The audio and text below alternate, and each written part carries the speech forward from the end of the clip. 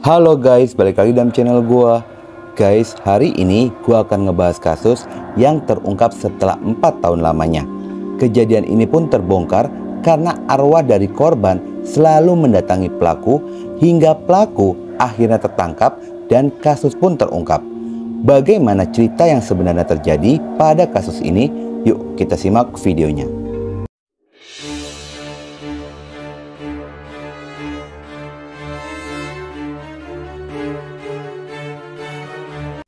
Kisah dibuka, kita berkenalan dengan seorang pria bernama Bakri berusia 53 tahun. Merupakan warga desa Pasir Gala Gabungan, Kecamatan Lawe Bulan, Aceh Timur, Provinsi Aceh. Bakri adalah seorang supir rental yang kesehariannya mengantarkan penumpang untuk memakai jasa travel perusahaan di mana dia bekerja. Pada hari Kamis, bulan November 2018, Bakri seperti biasa menunggu panggilan order dari penumpang. Memasuki siang harinya, dia pun mendapatkan tawaran untuk mengantarkan penumpang dari Pasar Tembung Kota Medan menuju Blangkejeren, Kota Aceh. Bakri yang menerima tawaran itu segera mengabarkan istrinya yang bernama Ani jika dirinya akan mengantarkan penumpang ke Aceh. Kepada istrinya, dia pun tidak lupa menawarkan oleh-oleh apa yang diinginkan oleh istrinya sepulangnya dari Aceh. Dia pun bergegas menuju Pasar Tembung Medan untuk menjemput penumpangnya. Setelah bertemu dengan para penumpang itu, Bakri mulai melajukan kendaraannya menuju kota Aceh. Aku pingin apa? Katanya gitu. Oh, biasanya nggak pernah tanya-tanya? Nggak pernah kayak gitu. Dampet anak saya, walaupun apa lagi apa, nggak pernah nanya. Kalau mau dibawa terus nggak nanya-nanya. Cuman inilah dia nanya gitu. Oh. Namun, entah apa yang sedang dirasakan pada hari itu, Ani merasa hatinya tidak tenang hingga memasuki jam 12 malam. Ani masih belum bisa tidur dan sempat berkomunikasi via telepon untuk menanyakan kabar suaminya. Pada saat ditelepon itu, Bakri mengabarkan jika dirinya sedang berhenti di seputaran Kabanjahe Karo, dikarenakan ada salah satu dari penumpangnya meminta berhenti untuk buang air besar.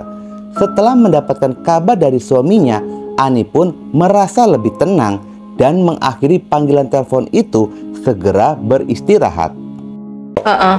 Telepon saya kan nggak enak hati. Dari berangkatnya nggak enak hati, terus saya nggak bisa tidur sampai jam 12 malam. Saya nggak bisa tidur. Terus tak hubungi, dari mana? Saya bilang gitu. Dari Kebanjahe rumah makan. Enggak, katanya. Pada pagi harinya, Ani kembali menelpon Bakri, tetapi nomor telepon Bakri tidak aktif. Ani berpikir mungkin saja suaminya sedang tidur karena kelelahan semalam di perjalanan. Tetapi pada siang harinya, Ani kembali mencoba menghubungi ponsel sang suami. Namun ponsel dari Bakri masih tidak aktif. Ani pun mulai gelisah karena tidak biasanya Bakri tidak memberikan kabar dengan waktu yang cukup lama. Sampai memasuki hari Sabtu, tepatnya hari kedua Bakri menghilang. Ani tidak mendapatkan kabar dari suaminya. Ani pun segera menghubungi adik Bakri. Dan di hari itu pun Ani beserta dengan adik iparnya mulai melakukan pencarian. Namun upaya keluarga tidak berbuah hasil. Bakri tidak kunjung ditemukan. Bakri pergi tanpa kabar, meninggalkan istri dan 4 orang anaknya di rumah.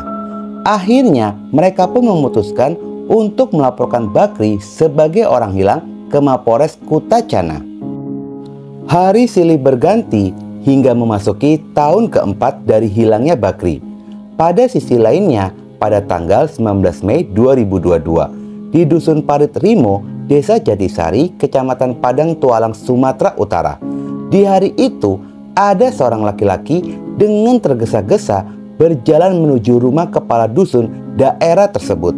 Sesampainya di sana, dia pun segera menyampaikan kabar yang sangat mengejutkan. Pria itu mengatakan bahwa dirinya baru saja mengetahui adanya tindakan kriminal yang dilakukan oleh salah satu warga. Orang tersebut diketahui berprofesi sebagai paranormal.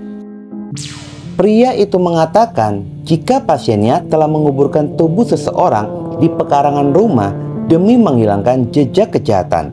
Mendengarkan laporan itu, kepala dusun bersama beberapa warga lainnya segera menuju rumah yang dimaksud dan mengamankan terduga pelaku.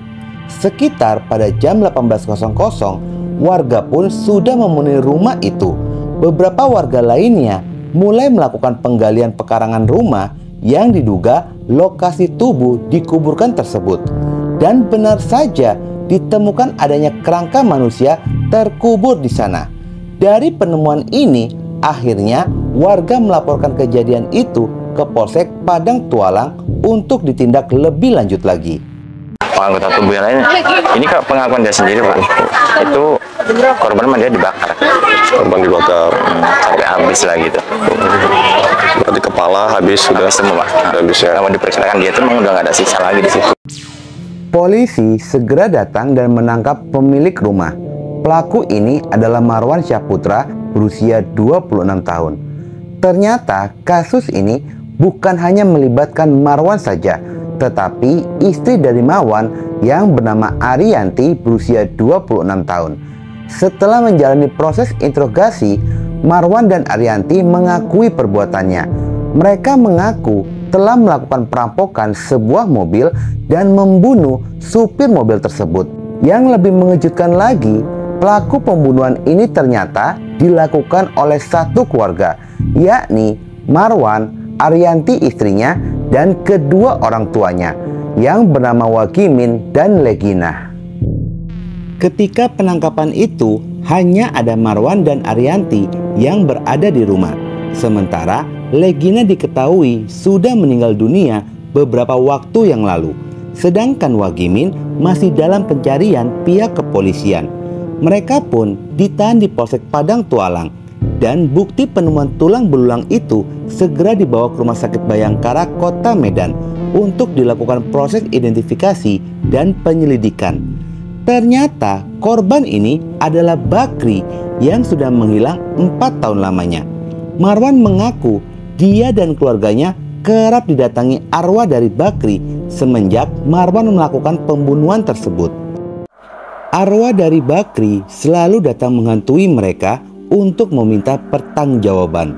Dikarenakan arwah itu selalu datang terus-menerus dari tahun demi tahun yang membuat hari-hari mereka menjadi tidak tenang. Akhirnya Marwan dan Ariyanti memutuskan untuk mencari paranormal yang terpercaya di daerah tersebut dengan tujuan untuk meminta diobati agar mereka tidak dihantui lagi. Aku pernah membunuh maksudnya ya, aku pernah membunuh, mengambil mobil Innova. Disitulah saya lemas karena ya mendengar ceritanya dia bicara tentang pembunuhan itu. Siapa yang kamu melakukan, sama siapa? Sama istri saya Pak D gitu. Menurut kesaksian dari paranormal itu, jika pelaku ini mengaku mempelajari ilmu hitam yang bertujuan untuk melancarkan aksinya dalam melakukan pencurian dan penggelapan atau segala aksi kejahatan lainnya. Selain itu, pelaku pun sempat melakukan ritual pesugihan dengan menumbalkan anak kandungnya sendiri. Yang paling saya benci pesugihannya. Oh, dia melakukan pesugihan juga orang? Melakukan, bahkan menumbalkan anaknya. Saya sangat bersyukur. Karena apa bersyukur? Untungnya dia masih ijabnya kajat. Dan nanti ijab kajat itu permintaan dan perjanjian masih dikuncen. Paranormal yang mengetahui tentang apa yang mereka perbuat memilih untuk melaporkannya ke kepala dusun. Dan dari sanalah awal mulanya terungkap kasus ini. Marwan merupakan pekerja serabutan yang tidak memiliki pekerjaan tetap.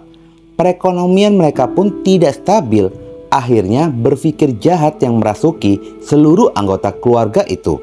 Mereka mulai kejahatannya dengan merencanakan perampokan pada salah satu mobil yang akan disewa. Setelah perencanaan itu, mereka pun pergi ke rumah abang ipar Marwan yang bernama Suminam di Pasar 7 Tembang, Medan. Setelah selesai bersilaturahmi, mereka pun memulai aksinya dengan memesan sebuah mobil travel berjenis mobil Toyota Innova Reborn berwarna hitam dengan plat nomor BK1684PI. Mobil Innova itulah yang dikendarai oleh Bakri. Setelah Bakri bertemu dengan Marwan, istri dan kedua orang tua dari Marwan, mereka segera berangkat menuju Blangkejeren pada jam 19.40 malam harinya. Pada awal perjalanan seperti biasa tidak ada yang mencurigakan. Tetapi di pertengahan perjalanan, tepatnya di Kecamatan Tiga Binanga, Kabupaten Karo, Legina ibu dari Marwan berpura-pura sakit perut, seakan-akan ingin buang air besar. Bakri segera menepikan mobilnya, lalu Legina dan Arianti turun dari mobil untuk mengelabui Bakri. Di saat itu, Legina dan Arianti berada di luar mobil. Marwan langsung memulai aksinya. Marwan dari belakang menjerat leher Bakri menggunakan tali nilon yang sudah mereka siapkan. Melihat Bakri yang meronta-ronta dan melawan, Wagimin segera mengeluarkan sajam pisau lalu menikam 4 kali ke tubuh Bakri. Tikaman itu membuat Bakri mengeluarkan banyak darah, dan dari sanalah nyawa Bakri pun akhirnya berakhir. Mengetahui Bakri sudah tidak bernyawa, tubuh Bakri dipindahkan ke bagasi belakang lalu dibungkus oleh terpal plastik. Kemudian Wagimin menuju kursi supir dan mengendarai mobil tersebut untuk melarikan diri. Pada awalnya mereka berniat membawa kabur kendaraan tersebut ke daerah Mojokerto, Jawa Timur.